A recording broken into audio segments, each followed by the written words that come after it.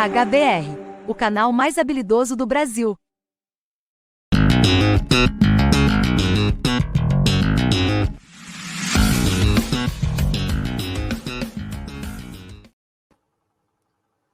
Olá, bom dia, boa tarde, boa noite, como vai? Mais um programa América Latina em Foco. Entrevista hoje, em seu quinto programa, Nathaniel Braia, que é editor internacional do jornal Hora do Povo. O tema hoje é eleição de Salvador Allende e o golpe de Pinochet. Nathaniel Braia, muito obrigado por estar aqui mais uma vez, seja bem-vindo e suas considerações iniciais. Bom, eu queria agradecer o convite, dizer que é um desafio discutir essa questão traumática, né, que foi o processo de tentar estabelecer um governo popular no Chile e a forma como houve a intervenção norte-americana para evitar que isso acontecesse, né? Então, e o Chile voltou a ter um governo de cunho popular, né, com o governo Boric eleito depois de um levante popular verdadeiro, um verdadeiro levante popular, mas ainda se encontra diante de dificuldades para transformar a economia chilena a favor do desenvolvimento do país, do povo chileno. Então, são desafios que acontecem lá no Chile, que a gente está acompanhando no dia a dia, mas que são comuns em várias situações na América Latina, nesse processo de afirmação nacional desses países, né? De estabelecer uma verdadeira independência. Tanto assim que, quando Allende chegou pela primeira vez, quer dizer, chegou ao poder na eleição presidencial, ele chamou de segunda independência, ou seja, uma verdadeira independência do país, que, Beleza, apesar de ter a declaração da independência, ainda continuava economicamente subordinado. a gente vai ouvir toda essa história, gente, do golpe no Chile, né? Como se deu as eleições de Salvador Allende, como é que estava o momento que antecedeu as eleições, qual era o clima eleitoral de 1970. Depois ele vai falar sobre o golpe em si, e depois o pós-golpe, de qual a relação da ditadura de ontem com os dias que vive o Chile hoje. Então, a gente está a partir de agora ao vivo para Barão de Itararé, TVT, Democracia Participativa, Sindicato Mova-se e outras páginas. Então, inscreva-se, comente, compartilhe, faça sua pergunta diretamente aqui na TV HBR. Como é que era o clima daquela época, em 1970, que antecedeu o golpe? Primeiras eleições, né? Como que antecedeu as eleições? Como se deu as eleições? O Allende ele foi antecedido pelo governo do Frei, né? E antes mesmo do Allende ser eleito, a esquerda, os progressistas chilenos, estavam se fortalecendo muito, né? Se organizando. Eu li há pouco tempo sobre o processo do campo no Chile, né? Antes mesmo do Allende ser eleito, 100 mil camponeses tinham se sindicalizado no processo anterior, né? E, e tinha figuras populares que estavam calando fundo no coração do povo chileno, como era o caso do Pablo Neruda, com uma poética popular que empolgava o povo chileno, e acabou se formando uma chapa de unidade popular, chamada Unidade Popular, com Salvador Allende encabeçando, né? Então, essa vitória ela não foi do dia para a noite, ela foi uma vitória que foi construída num processo de crescimento, de fortalecimento da mobilização popular, né? E quando o Allende chegou ao poder, se você vê pelas imagens daquela época, os comícios arrebanhavam multidões ao lado de Allende num um processo de luta pela transformação nacional e social.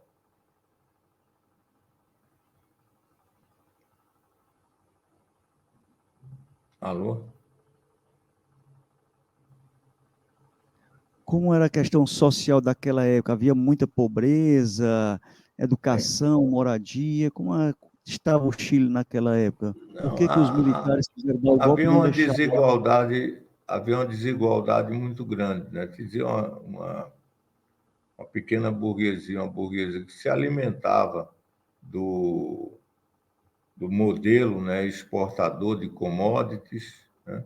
E o Chile, ele era detentor, ainda é, né, de uma das maiores riquezas em termos de commodity do planeta, que era o cobre, e isso conseguia alimentar uma parcela da população, mas a grande maioria do povo chileno vivia numa situação de pobreza muito grande, né?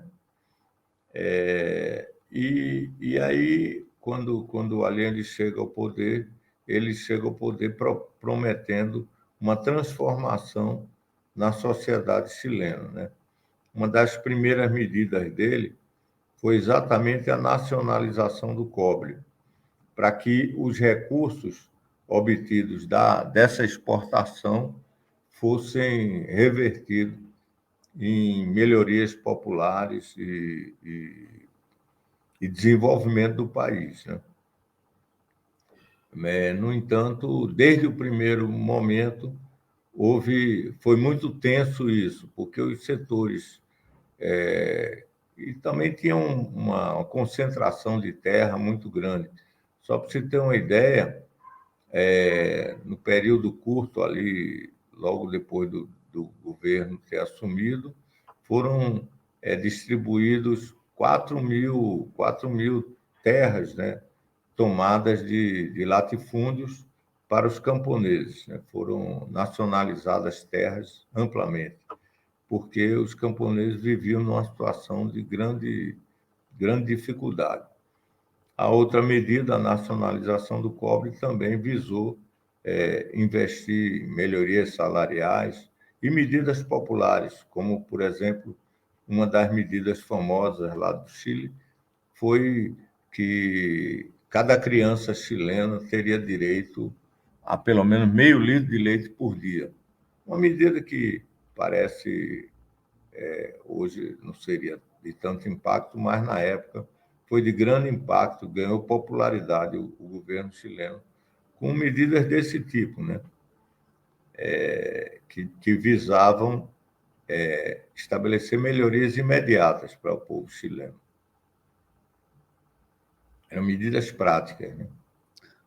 Ou seja, dar ao povo o direito de comer, né, de nacionalizar o país para que tivesse dinheiro para o desenvolvimento do seu país, né, para ter dinheiro para essas políticas públicas, mas quando acontece isso, Braia, parece que a elite não gosta, né, ela quer privatizar as coisas somente para ela acha que o povo não tem que conseguir trabalhando, né, e que eles que dão o suor e tudo, quando o Estado que acaba investindo e se privatiza, se fica concentrado na mão de poucas pessoas, e esses não chegam ao crescimento da população e do país. E o Leonardo está passando por aqui, parabenizando pela importância da reflexão, que abra caminhos para a transformação do Brasil e da América Latina, né?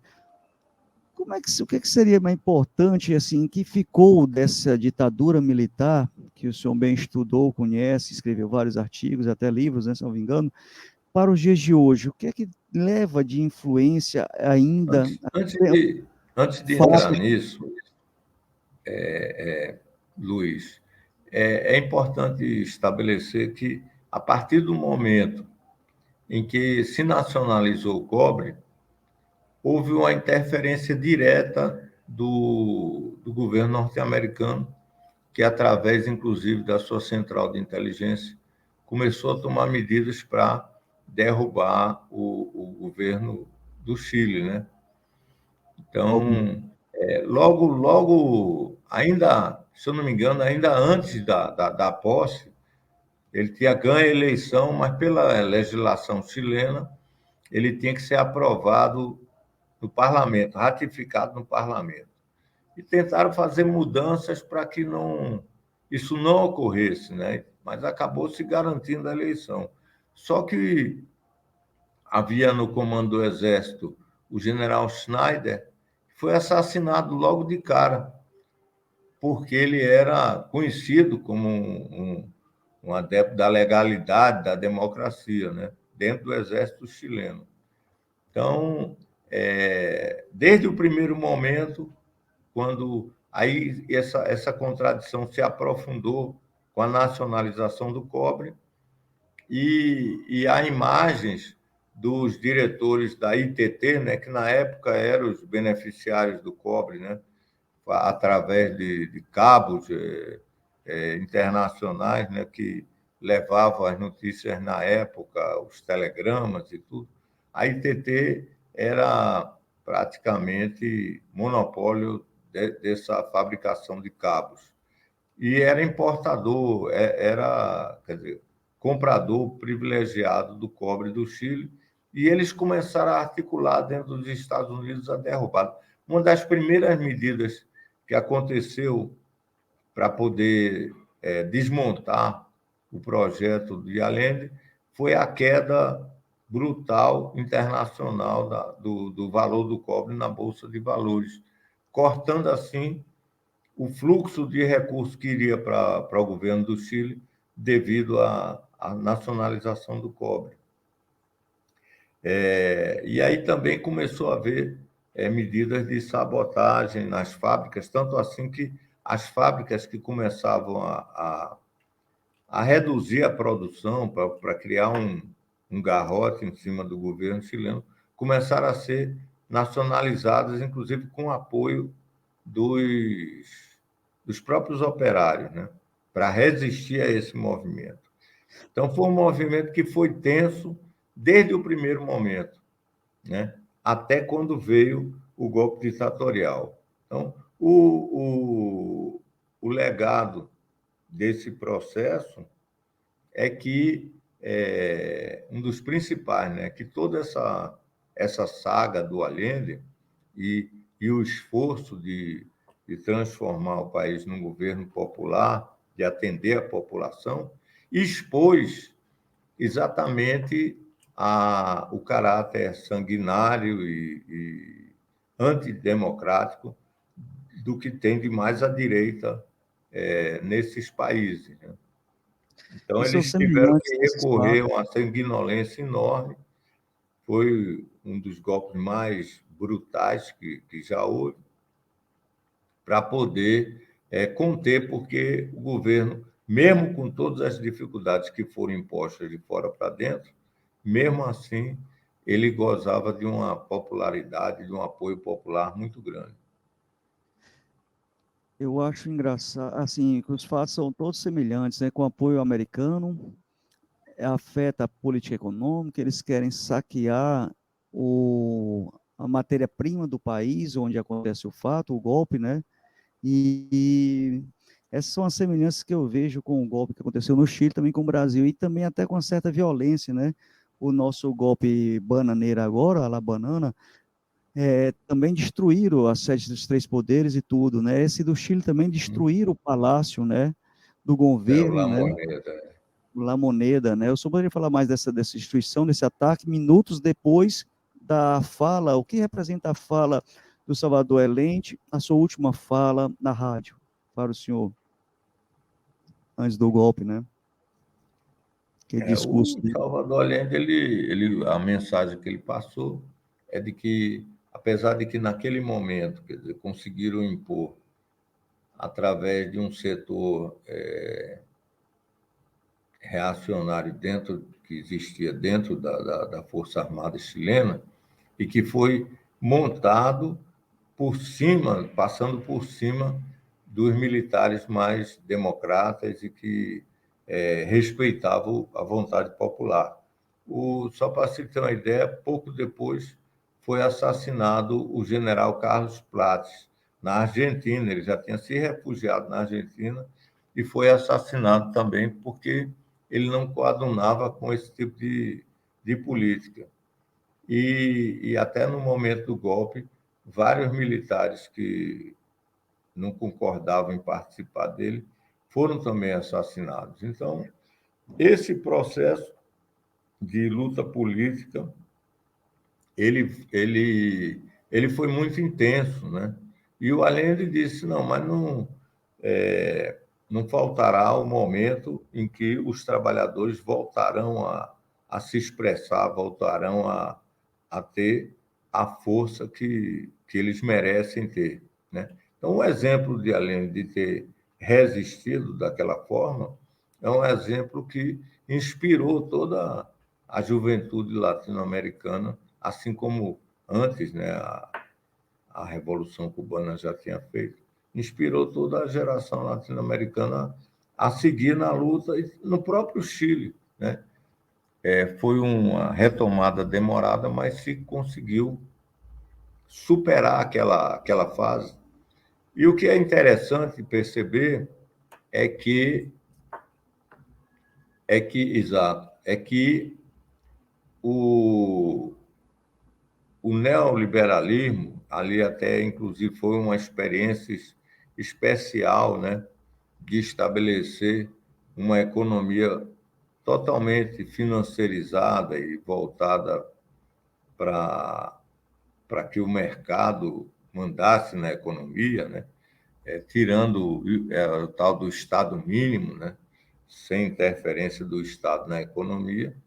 Essa experiência, inclusive o Paulo Guedes fez parte dela, né? Esse que ficou como ministro da Economia do Bolsonaro recentemente, né? Para poder implantar isso, só foi possível com uma ditadura sanguinária. Então, fica claro que esse modelo ele só se implanta através de uma pressão, de uma repressão muito grande.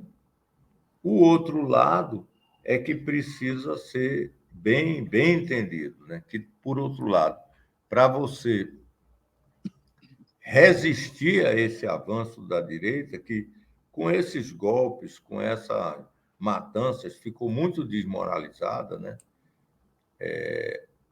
Mas para resistir a ela, é preciso que os novos governos progressistas atendam às necessidades populares, né? Às O Além, necessidades das grandes massas.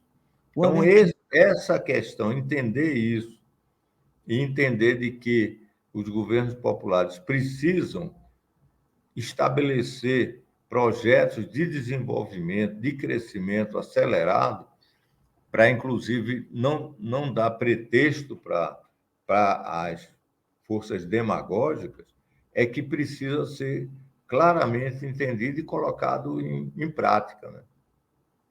o Então, Além tinha agora, por esperança, exemplo, no Chile, o Além tinha esperança de, com aquele discurso dele, reverter o golpe? como? O Allende tinha esperança de, com o discurso, reverter o golpe, ou ele sabia que o senhor acha, pelos Não, estudos? ali naquele momento a moneda, o Palácio do Governo já estava sendo bombardeado. Ele sabia que era a última fala dele em vida. E foi Aham. uma fala heróica, e Al- saudando os trabalhadores, os camponeses e tudo, dizendo que o legado dele era a certeza de que esse momento seria superado. Então, agora, quando um governante assume, em nome do povo, em nome da chamada esquerda, dos progressistas do poder, ele tem responsabilidades muito grandes, né? De atender aos anseios que as campanhas da esquerda levantam e prometem, né? E quando isso é decepcionado, isso aí serve de instrumento para a direita. Então, por exemplo, agora no Chile, se colocou muita ênfase em pautas que a direita aproveitou, né? Essa questão de colocar, sem querer interferir na política chilena, mas pelo mínimo entendimento que se tem, colocar no centro a concepção de um Chile plurinacional. Isso foi aproveitado pela direita, tanto assim que no novo projeto constitucional está colocado claramente que o Chile é um governo, o chileno é um povo, que os indígenas fazem parte do povo chileno, e colocado com ênfase que na nova Constituição os símbolos da pátria serão respeitados. Então, quando a gente estabelece que os símbolos da pátria não têm esse valor todo, que não expressa tudo e tal, tem que se tomar muito cuidado. E acaba levando o foco da discussão para outro polo, que não é o polo que está interessando as massas. Tanto assim que nessa última eleição da Constituição, né, houve uma abstenção de mais de 1 milhão de votos. As pessoas não foram votar meio que em protesto, porque a discussão que foi colocada na Constituição era uma discussão que acabou secundarizando o aspecto do projeto de desenvolvimento nacional. Só para se ter uma ideia, no atual governo chileno, os juros aumentaram de 9,75 para 11,25. O crescimento do PIB, que vinha não crescendo, nesse último ano de governo, caiu para 2,2%, e a previsão é que o Chile vai ter uma recessão, o PIB vai decair em menos 1,8% durante esse ano. Então, nessas condições, uma proposta bancada pelo governo, que é um governo popular, perdeu a votação e acabou que 2/3 do que vão escrever, do conselho que vai escrever a nova Constituição, é da direita, em pleno governo do Boric. Então, essas coisas têm que ser muito bem observadas. Desculpe. Mas aí eu diria, como a gente tem aqui, ou no Ceará, um governador, que temos uma Assembleia, digamos, que é pleno governo de esquerda, do PT, como o Lula, mas a gente tem pessoas dentro da Assembleia que representa a grande elite, né? Ou seja, a gente ainda tem o poder de dizer, como o Lula teve lá no primeiro e segundo governo, que era uma Câmara até mais simpática à esquerda, ou até mais esquerdista, digamos assim. Então, quer dizer, o Boric também pode sofrer isso. Essa galera pressiona, né, a não investir, como a PEC investimento, aquela coisa toda. Então, talvez isso acaba, e a gente também se acostuma, a gente não vai para a rua nessa hora de cobrar e apoiar o presidente. Talvez esse seja o fator errado, né? A gente não pode se acomodar, a gente também não pode cobrar só da internet, tem que continuar na rua cobrando melhorias para o país, que independentemente do governador, do presidente, como você me dizia, é importante mais a gente ter congressistas para poder elaborar e fazer as leis de interesse do povo e interesse da nação, né? Porque não adianta querer um presidente Lula querer fazer sem ter um apoio, né? Então, talvez isso é até uma artimanha da direita. Isso é uma coisa que tem que acontecer nas duas direções, Luiz. Então, por exemplo, no Chile, Então, eles botam, o que levou as forças progressistas ao poder foi o chamado estalido social, né? E as manifestações eram gigantescas e durante dias e dias, né? Então, aquele anseio que é gerado durante aquele processo, ele tem que se refletir assim que o novo governo começa a tomar posse. Então, eu estou dizendo isso para a gente observar que é preciso estudar bem as medidas que estão sendo tomadas para a gente chegar a conclusões. Não tem aqui todo o quadro. Mas então, por exemplo, na Constituição nova, que vai ser aprovada, só para você ter uma ideia, está como cláusula pétrea a autonomia do Banco Central. E é exatamente esse Banco Central autônomo que aumentou o juro no Chile.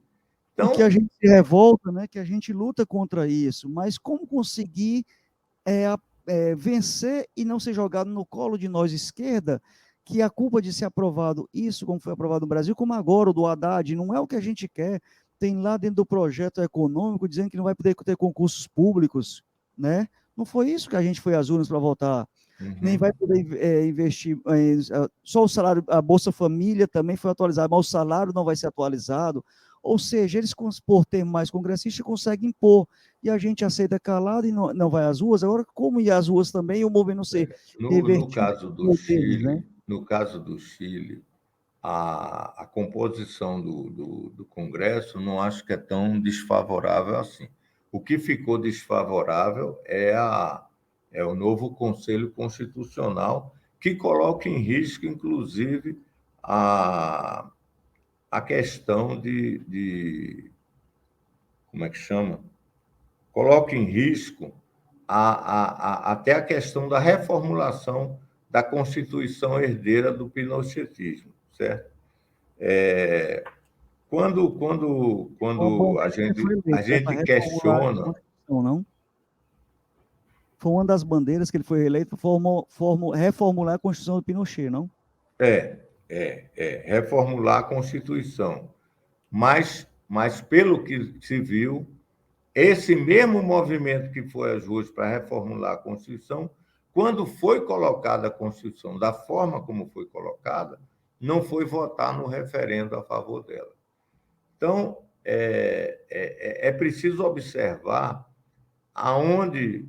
O que eu estou dizendo não é para ser melhor do que o que está estabelecido. O que eu estou dizendo é que nós precisamos estudar e aprofundar a percepção do que está sendo feito para poder a gente ajudar, tanto aqui dentro, principalmente aqui dentro, a que essas medidas sejam tomadas. Eu vou dar um exemplo aqui incontestável. O governo da Bolívia assumiu e tomou como primeira medida a nacionalização do hidrocarboneto e depois, como medida de segundo passo, a nacionalização do lítio, e está transformando a Bolívia, que era o país provavelmente o mais atrasado da América Latina, é o país que, ano após ano, há mais de uma década, tem os maiores índices de desenvolvimento econômico da América Latina. Olha só você. Por quê? Porque colocou o centro no desenvolvimento, o centro no Projeto Nacional de Desenvolvimento. Então, esse exemplo da Bolívia, agora com o Arce, inclusive, era o ministro da Economia já no governo Evo. Ele foi a coluna vertebral de consolidar o Projeto Nacional Desenvolvimentista da Bolívia. E se você pega o país mais atrasado e com mais dificuldades econômicas e consegue fazer essa transformação, imagine em países onde já existe um nível de industrialização, de avanço, de desenvolvimento. A Bolívia está fazendo essa transformação, a gente pode dizer, quase a partir do nada. Mas por quê? Porque tem um projeto claro de desenvolvimento nacional. Então, esses exemplos é que a gente precisa ver aonde que se falhou, aonde que se acertou. Por exemplo, na própria Bolívia, a tentativa do Evo de se eleger pela terceira vez criou pretexto para o golpe, certo? Então, quando a gente fala como historiador, como observador da realidade da América Latina, e eu acho que para isso que é esse programa, a gente tem que desenvolver a nossa capacidade crítica e ajudar os nossos ouvintes, a nossa população, a desenvolver essa capacidade crítica. Capacidade crítica, né? Conhecendo também a história, poder desenvolver a capacidade crítica. Agora, eu acho importante os governos, seja no Brasil e no Chile, tentarem aquilo que a população tanto quer, porque não tentam, porque diz que não tem força no governo, né? Na votações, tudo, e acaba se descredibilizando, e eles jogam em cima da gente. Olha, vocês disseram que fazer isso, aquilo, outro, fizeram tudo diferente, como está a Constituição do Chile, né, novamente agora. Mesmo jeito é que o Lula, eu tenho que tentar nacionalizar a Petrobras, tudo que é o jeito, trazer o petróleo para cá, tentar nacionalizar a Petrobras, que eu falo assim, que ela foi muito aberta com o pré-sal, né, que disse que não ia ser aberta e passou a ser aberta do Temer em diante, né, com a Embraer, trazer de volta, com a empresa de eletricidade, Eletrobras e tudo, e dizer que eu quero fazer essas propostas. E se tiver que morra lutando, que morra de pé, e não nas entrelinhas, né? E aí deixando a dúvida, cadê vocês disseram tanto que ia fazer isso, aquilo, outro, e não fizeram. Mas, Brian, só relembrando, o golpe em si, que a gente está chegando aos minutos finais, mais uns 5 minutinhos para a gente colocar a música, né? O golpe em si levou quantos milhões de exilados, mortos, né, tortura? Como foi esse período doloroso do Chile, para a gente voltar àquele período que é o tema do programa de hoje, para depois a gente falar sobre é, as vítimas da ditadura militar. Em 2 minutinhos aí. Olha, é o seguinte, o golpe chileno, assim, pela concentração de violência, foi o mais violento, possivelmente, de toda a história da América Latina, em poucos dias, né? E eu não tenho os dados da quantidade de exilados, nem da quantidade de mortos pelo regime, mas o mais simbólico foi aquela situação de levar para o Estádio Nacional os presos que estavam sendo presos políticos naquele momento e, e submetê-los à tortura, a assassinato, tal. E aquilo ali era estabelecer o terror, né? O momento mais dramático foi quando cortaram as mãos do Vitor Hara, né? Em público ali, deram o violão para ele tocar. Essa história se conta, né? Do que aconteceu no Chile. Há muitos revolucionários da América Latina estavam lá no Chile ajudando e vivendo aquela experiência revolucionária no Chile. E as embaixadas ficaram lotadas, pessoas que se exilaram na última hora, alguns conseguiram atravessar a fronteira para se evadir, mas foi um momento em que houve um morticínio muito grande. Aquele filme Missing, né, o filme dos pais de um jornalista norte-americano que desapareceu ali, foi um dos mortos durante aquele processo, mostra Os, muito bem isso, né? A os números de busca pelo filho desesperada e que aquilo ali ficava abafado. E as vítimas da ditadura, o Chile deve alguma coisa? O Chile tem que fazer uma reparação para com elas? Eu acho que reparação para as vítimas da ditadura é uma coisa justa, certo? Aqui no Brasil, no período do Lula, dos governos do PT, foi feito um processo de reparação, né? Principalmente dos anistiados políticos, né? E eu acho justo que haja a reparação, porque foi o Estado que impôs esse drama às famílias e às pessoas, né? Então, Aham. acho que é justo. Eu não sei até que ponto no Chile se conseguiu esse processo de reparação. Esse vídeo E, no final aí que eu tinha passado, Brian, era falando justamente elas pedindo uma reparação para as mortes, foram 40 anos depois, né? E em torno uhum, de 2 milhões de exilados e umas centenas de milhões de mortos executados, né? Brian, eu queria te agradecer, pedir desculpa por qualquer coisa, é rápido o programa, né? 30, 40 minutos máximo. E suas considerações finais, e o que você gostaria de falar que a gente não falou sobre esse tema, já que o Chile tem vários outros temas, e dentro desse tema do golpe, né? Existem outros milhares que a gente poderia passar horas e horas falando aqui. Agradecer a todos e a todas que estão aí pela TVT, né? Democracia Participativa, Barão de Tararé, Sindicato Movos e outras redes estão compartilhadas. E dizer, esse programa fica gravado, compartilhe, venha sempre escutar, que vale a pena ouvir todo esse processo histórico contado pelo Brian, que é o editor do Hora do Povo. Também acesse, inscreva-se, siga-se o Hora do Povo. Brian, é contigo, depois a gente vai ouvir a música Venceremos. não, é rápido. O que tem que ficar claro é de que a transformação social é possível, que nós temos que aprender com os acertos e erros, com esse acúmulo da história, né? E entender de que quando você aplica a política de definindo os acertos, atendimento às necessidades básicas do povo, você consegue um apoio popular que pode ajudar a transformar a sociedade. O anseio dos povos da América Latina é de progresso, de desenvolvimento, certo? Apesar de todas as tentativas, né, de bloquear isso, em muitos momentos tem se demonstrado a capacidade e a força do povo de realizar as transformações.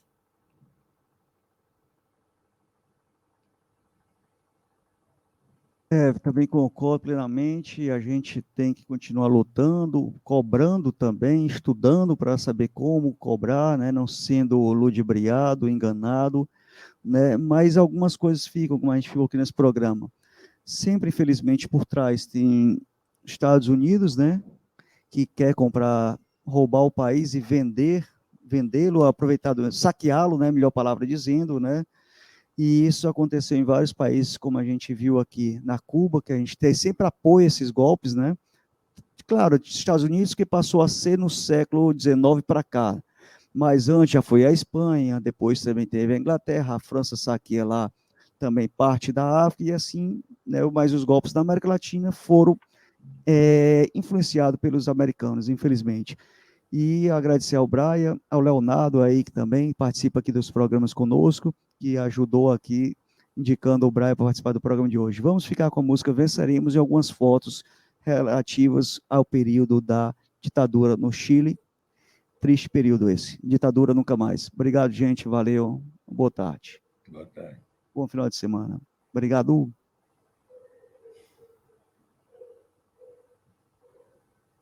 Sol de la patria, se levanta el clamor popular, ya se anuncia la nueva alborada, todo Chile comienza a cantar, recordando al soldado valiente, cuyo ejemplo lo hiciera inmortal.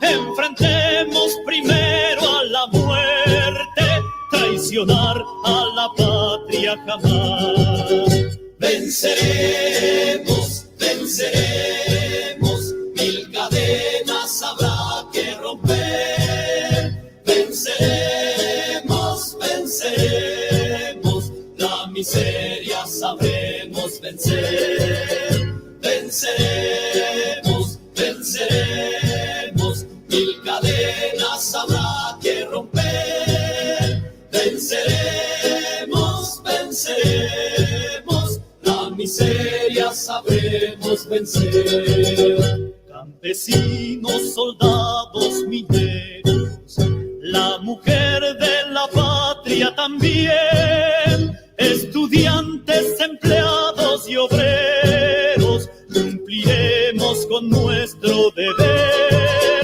sembraremos las tierras de gloria, socialista será el porvenir, todos juntos seremos la historia, a cumplir, a cumplir, a cumplir. Venceremos, venceremos, mil cadenas habrá que romper.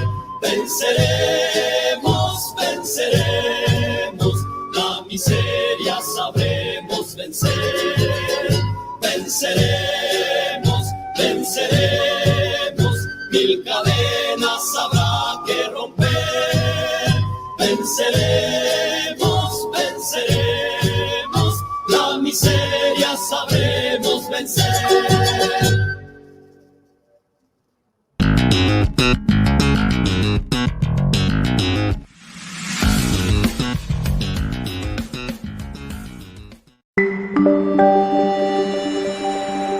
TV HBR, o canal mais habilidoso do